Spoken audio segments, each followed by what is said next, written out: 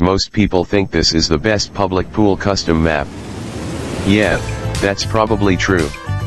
It's just so impeccably designed and themed, that it can't be beat.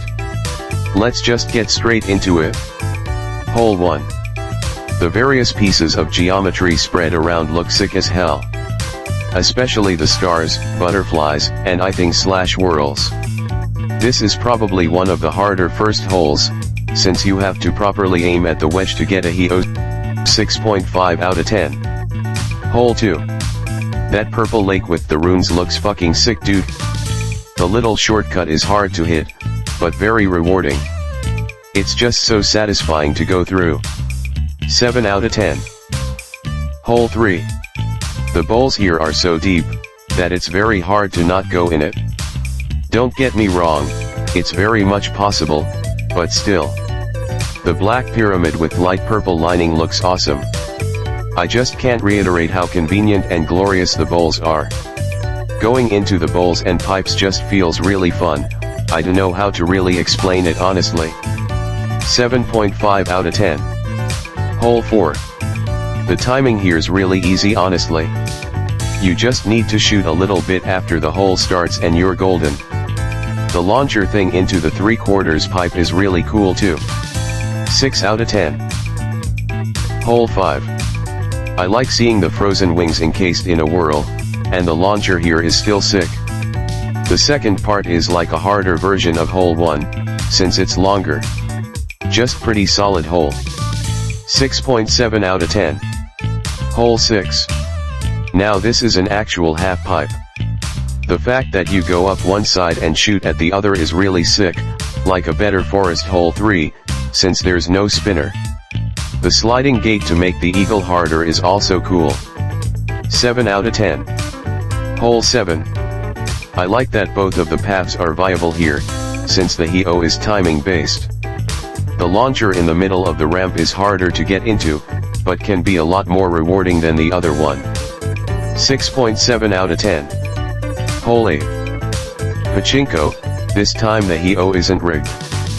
5 out of 10. Hole 9. If you shoot a bit too hard, you can land on the edge of the launcher, which is just sad. If that does happen, the second part is harder, since you can't just shoot at the wedge like usual. The half pipe on the third part is pretty cool, and you can stay up there if you're taking too long. The bowl can also scam you, but that's rare. 6.5 out of 10. Hole 10. I like that you can shoot right into the launcher if you bounce off the wall. The HEO is basically RNG based. There's probably a strat, but I don't know it lol. 6.7 out of 10. Hole 11. I like that you go under the hole, and come back out on the other side. You have to really think about the angle to get an eagle here. Also more half pipes. 6.6 out of 10. Hole 12. Check this shit out. Sick as fuck. That's really hard to pull off, and the main and alternate paths are cool too. 8 out of 10. Hole 13. Kinda like Candyland hole 14, just way more spaced out, which is definitely an improvement. 5.5 out of 10. Hole 14. I think it's possible to get into the second launcher from the start, but it's both inconsistent and a decimal strat, so too hard for me to attempt regularly. The roundabouts here are cool too. 6.7 out of 10. Hole 15. The pyramid looks fucking awesome, dude. I also like seeing the hex circle inside it. It's pretty hard to get an eagle, but it always feels earned. Also more cool butterflies. 7 out of 10. Hole 16. It feels cool going up the half pipe. That's it really. 5.7 out of 10. Hole 17.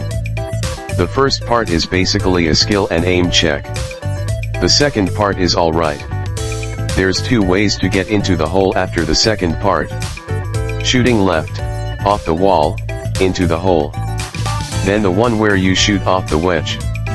The second way is what I like to do, I don't know why. Anyways, 7.1 out of 10. Hole 18. First stroke is kinda unnecessary. I like how many alternate paths there are in the first section, since it gives you a lot of choice and lets you adapt on the fly. The ramps and bowls between sections are cool too. The second part with the bumpers reminds me of hole 12, which I like. Then the final section shoots you up, but the part where the cheers show up is halfway into the ground, so that's kinda lame. I think it's possible to get an albatross. It's really hard, and it lets you catch up and possibly win at the last second, which makes this very interesting. I think I'll give it an 8 out of 10. Overall, this map 100% lives up to the hype. It looks spectacular, and plays really well, with a lot of hard shortcuts and routes. It's quite light on the timing, which I enjoy, but the launchers can scam you, so it balances out. I think I'll give it an astronomical 8 out of 10.